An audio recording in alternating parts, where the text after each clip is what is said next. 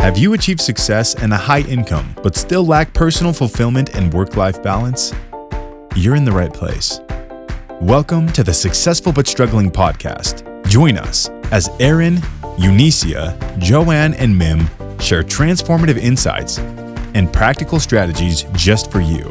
Discover real stories and lessons that will elevate your personal satisfaction, professional accomplishment, and financial empowerment.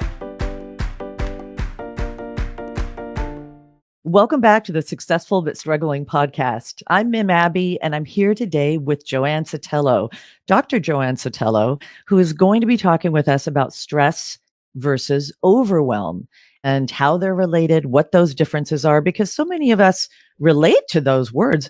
Most of us relate to both of those words, and a lot of times we use those interchangeably.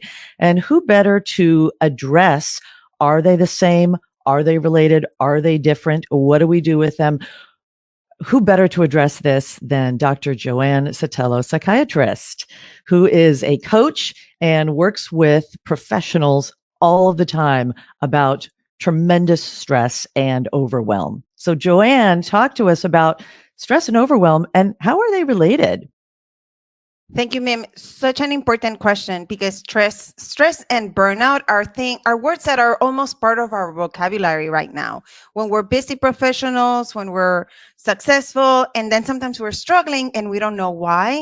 And we get used to this sense of stress, I'm just stressed out.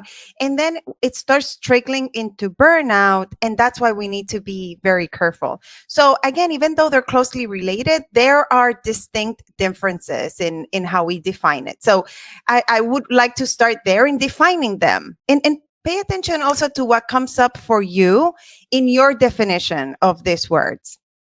So stress, it's more of that mental or emotional stress that comes from external circumstances. We all have it. And we feel it in our bodies. And some level of stress, like we've mentioned here before, is good and necessary. That's how we learn. That's how we grow. Literally, that's how our bones get stronger. So in our brain gets more resilient. So some of it is good, but when it is chronic, when it is prolonged, when we start feeling overwhelmed, that's when we start getting into trouble. So it is important to start recognizing, because then we start crossing the line into that excessive overwhelm, burnout, or even anxiety. So it's good to differentiate it.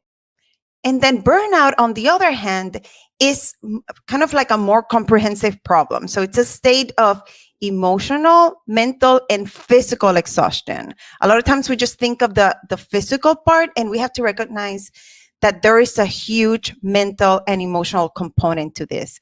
And it is usually caused by prolonged and excessive stress. And frequently we think of work as the source of this burnout, but sometimes it's other things that are going on that drain us emotionally and mentally, and then it spills into other areas of our lives. This is something that I talk so much about especially with the doctors that I coach, especially after COVID, where we were just expected to work. And the sad part is that we can, and we just keep on going. And so many of us were in that place of excessive exhaustion. And a lot of times we don't necessarily relate to that word exhaustion. So that's also why I wanted to differentiate it. No, I'm sorry, not exhaustion, burnout, because you might just be saying, I'm exhausted all the time, or I'm overwhelmed all the time. And it's good to think of that spectrum from stress to overwhelm, and where are you in that spectrum? And it's important to recognize, because your productivity will go down, your energy will go down, you start having symptoms physically, and it's just not a good place to be. And what you normally do to recharge doesn't work. Another little distinction, I know I'm like giving you a long definition, it's a good way to think about it. It's almost like stress is too much, right? Too much pressure, too much demands, too much on our body, on our brain, and we feel out of control, like we can't. And then think about it. Burnout, it's about not enough. It's feeling empty, devoid of motivation. You don't care as much. and your the experience of life changes. So that's kind of a nice distinction, and so you can start differentiating it from that standpoint as well. Oh, Joanne, that is so helpful. Just when you said that bit about your motivation, here you were, this highly motivated person. And especially as you said, you're a doctor, you're a person on a mission. And so when you start to lose that motivation, when you said you don't care as much, which is essentially the opposite of why you went into what you were doing, I got this image of going from full color to black and white. Mm. It's just like everything becomes dampened, and all of that joy and that joie de vivre and just what makes life worth living. I can hear it. It sounds like it starts to diminish and starts to ebb away. And all of this that you pointed out, that it sounds like it's so sneaky that you just say, oh, I'm just feeling stressed, or oh, I'm just exhausted, or oh, I'm just overwhelmed. And, just, I'm kind of overwhelmed. There's a lot going on.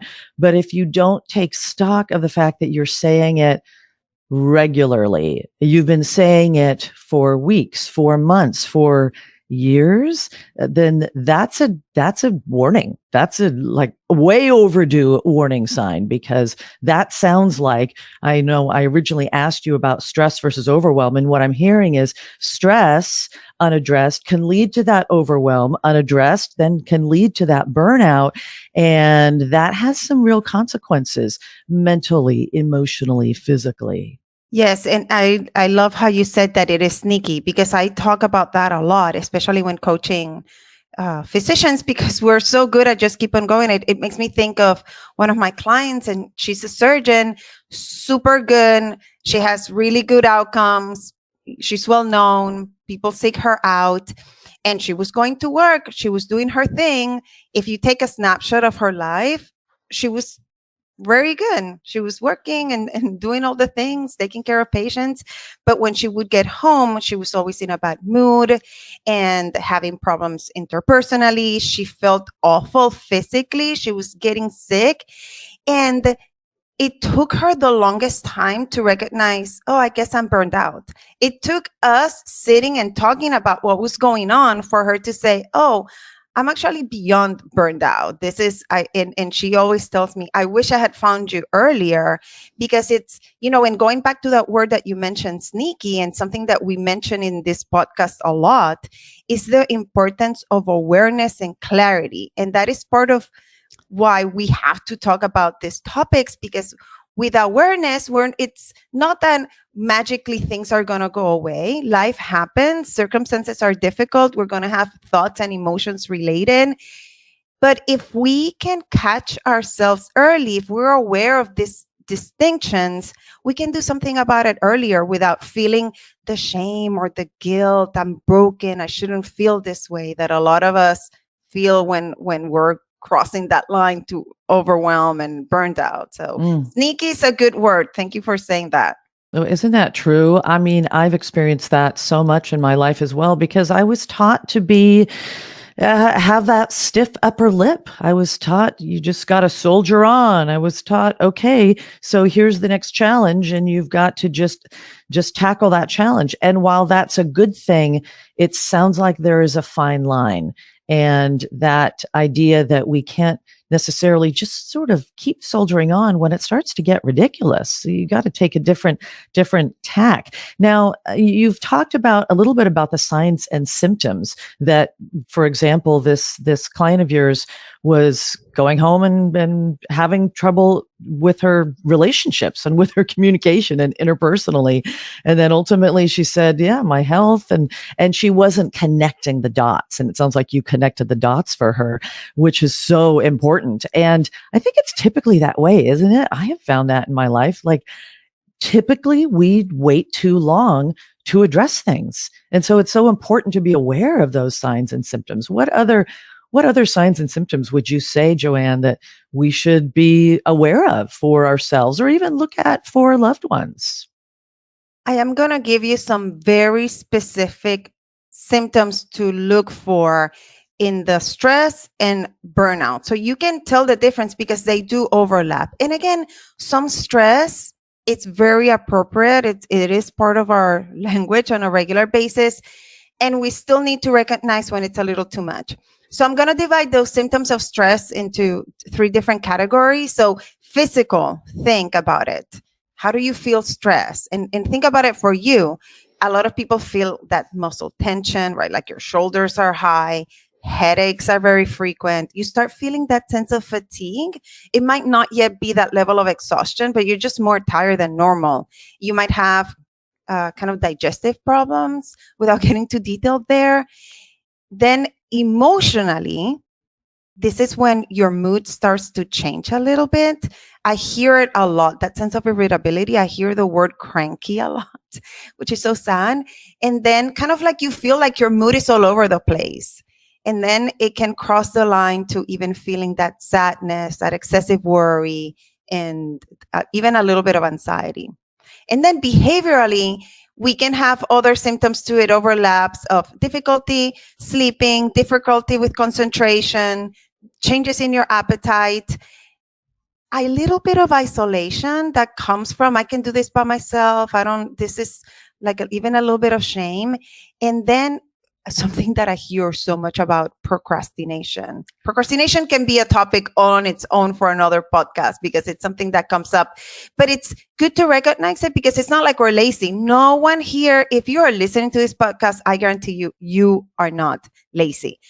Usually procrastination comes from this high level of stress, feeling like we're not doing things the way we're supposed to do. So it is a mindset. So that's stress. So think about it in how that's showing up for you. And a little bit of it here and now and then is not a cause to worry. It's just to pay attention, remember. And it's also how many of the symptoms you're having all at once. Then for burnout, it's all of that plus. So here is when you feel exhaustion. So it's that physical drain. And then you start feeling like you cannot cope. Even a good night's rest does not recharge you. So even a short vacation or even a long vacation doesn't charge you. That's something that I hear a lot. I went on vacation hoping to recharge finally, and then Monday morning came and it felt exactly the same as the last day of work. So think about it like that. There's also a distinction where you start feeling detached. Like you mentioned, Mim, a lot of us are lucky that we do something that we love, and that by itself recharges us. And we start feeling like almost like we don't care as much, cynical, which is really sad, right? And we talk a lot about, I'm biased because I'm a physician, but we don't want to do this work and not care. And it's not like, that awful, I don't care, but it's still we're not showing up in that same level of responsibility. And again, this is not just about work. It affects everyone around us. It affects your family, your kids, your spouse, your colleagues. So important. There's obviously a reduction in your performance because obviously you're not showing up with the same level of energy and engagement. And you also start having more of those physical symptoms that I mentioned before, but it's just a lot worse and more sustained. And then the emotional part gets really sad because then it can even lead to that sense of hopelessness and helplessness. So if you have times when you feel like that, that's when you know. And that is exactly when you also know that you need some kind of help, whether it's even if it's just to take a break, to talk to a friend, because that sense of hopelessness definitely leads to depression and even suicidal thoughts. So something that we've talked about in here. Yep. And so and you can almost also see where one starts into the other. So maybe that's a good distinction too. Think about because so many of us say we're tired all the time, but think of when it starts going from fatigue to that exhaustion, or when the procrastination becomes just no motivation. when the cynicism remains, or you just feel numb emotionally, and the feeling that you're not as effective remains. And then when you start withdrawing, that's kind of, I know I gave you a lot of information, but it's so important to have that distinction of what's that high level stress emotion to when you start crossing the line and it's more sustained. You almost feel it in your body, the sense of heaviness. I hope this was helpful.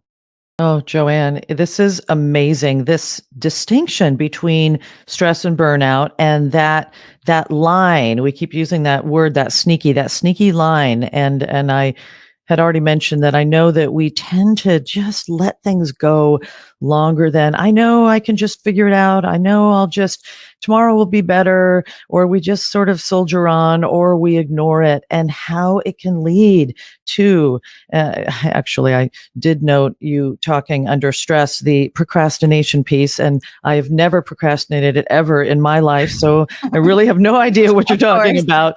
But you listed so many things that we all feel. That how many times have I said, oh, just drop your shoulders? Or some people will talk about headaches. I'm definitely a shoulder person with that muscle tension.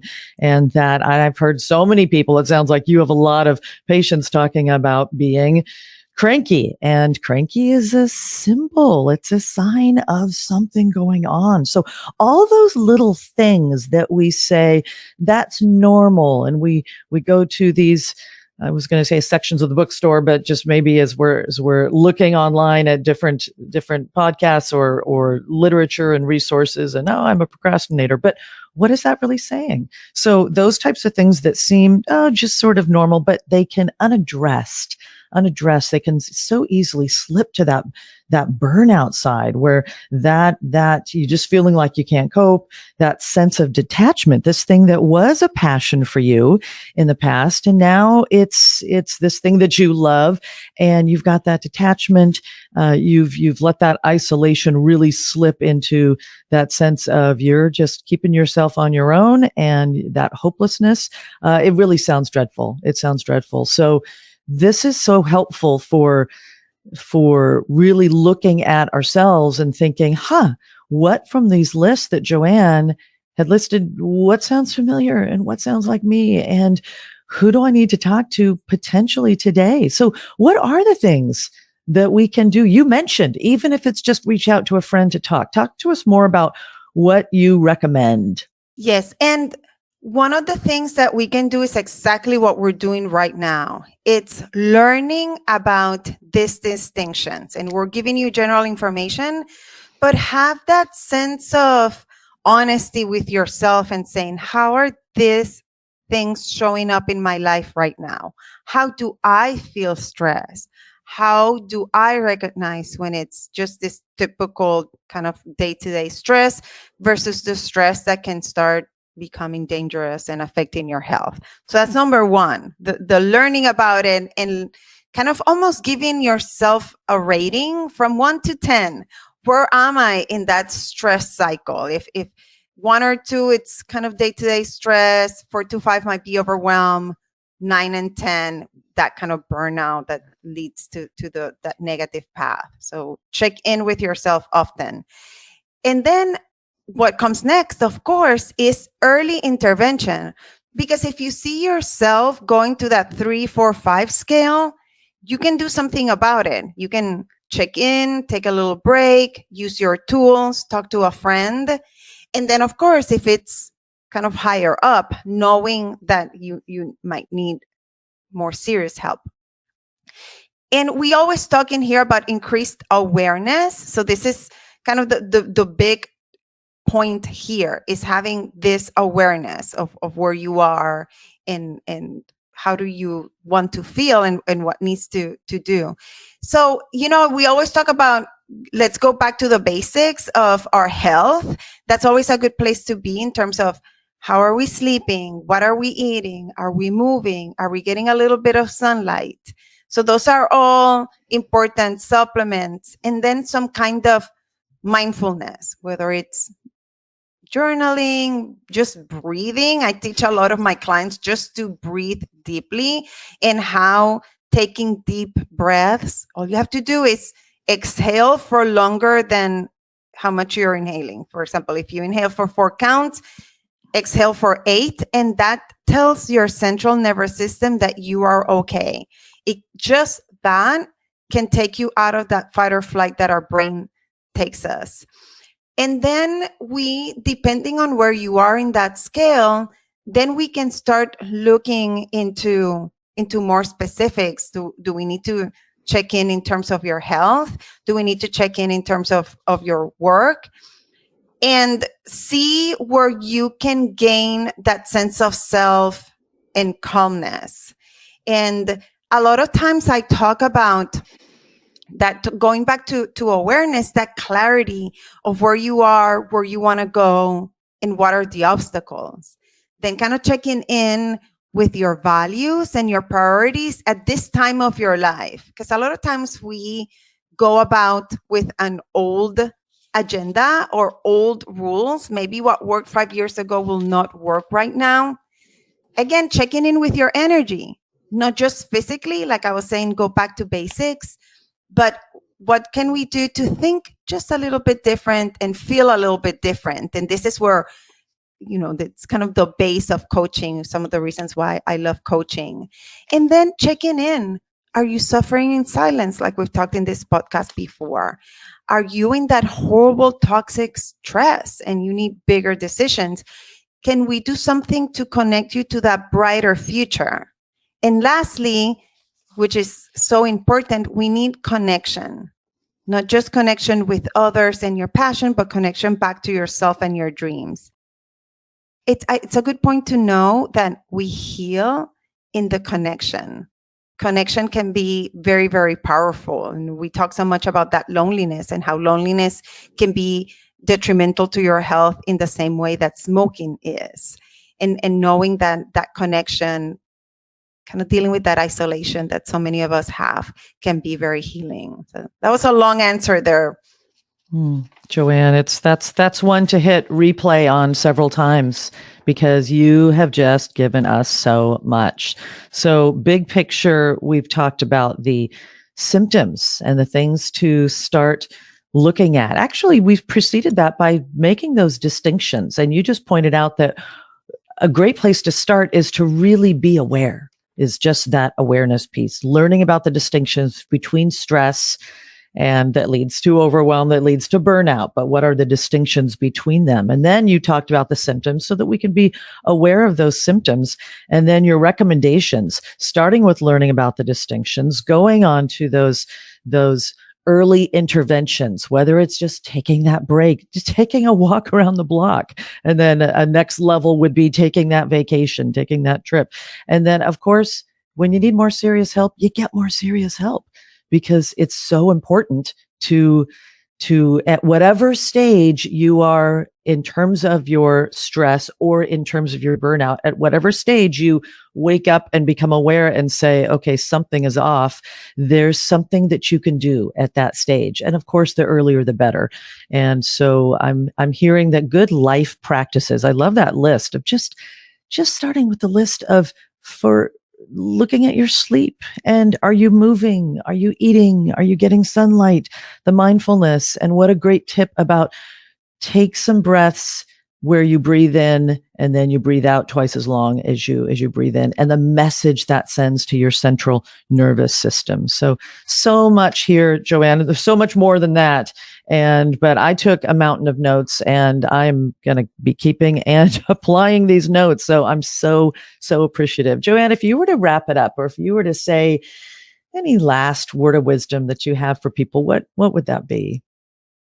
And I like to mention that if you're experiencing any of these symptoms that we talked about, and anything that resonated, that kind of hit you hard, know that this is not your fault, that this is not something that you're doing wrong. It's not that you're broken. There's nothing to be ashamed of.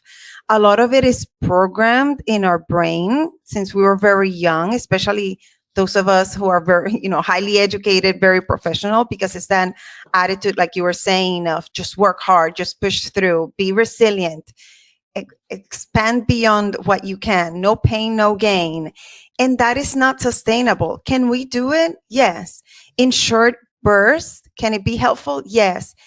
Living like this day to day is not sustainable. It's not good for us. It's not good for us physically. It's not good for us mentally and emotionally.